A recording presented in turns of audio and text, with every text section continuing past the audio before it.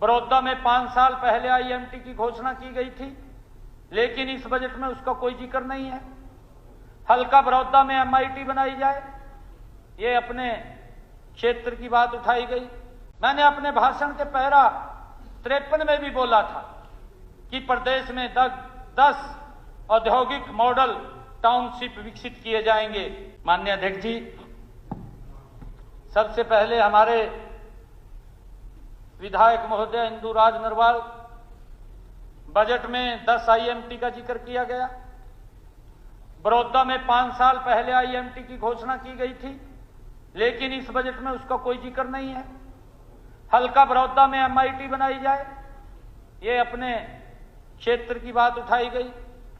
माननीय अध्यक्ष महोदय, मैंने अपने भाषण के पैरा 53 में भी बोला था कि प्रदेश में 10 औद्योगिक मॉडल टाउनशिप विकसित किए जाएंगे और इसके लिए ई भूमि पोर्टल पर वर्ष 2025-26 की शुरुआत में ही भूमि की मांग दर्ज कर दी जाएगी।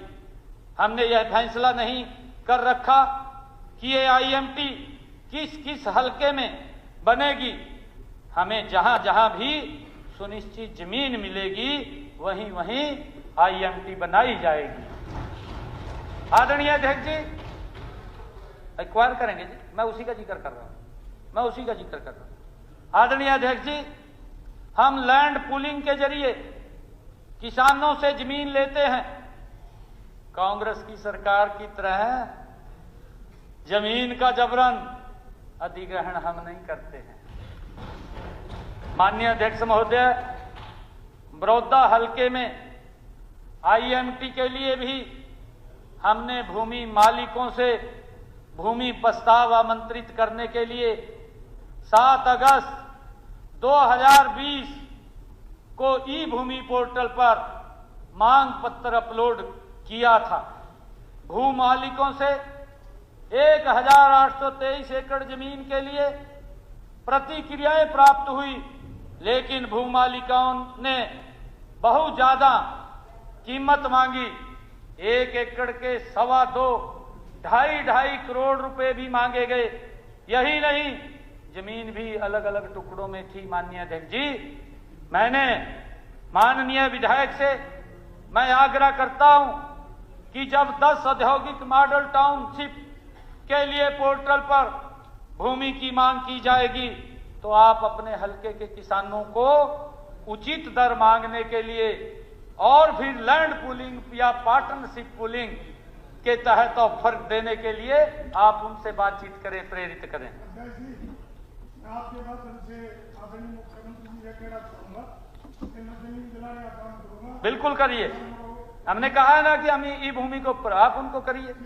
हम तो कह रहे हैं आपको, हम तो आपको आमंत्रित कर रहे हैं। हाँ जी, कर रखी है जी, बिल्कुल कर रखी, बनेगी। माननीय अध्यक्ष जी, हम किसानों को लैंड पूलिंग पॉलिसी और लैंड पार्टनरशिप पॉलिसी के विकल्प भी देंगे। मैंने माननीय अध्यक्ष जी अपने बजट के शुरुआत में सहवीर्य करवा वह कहा था।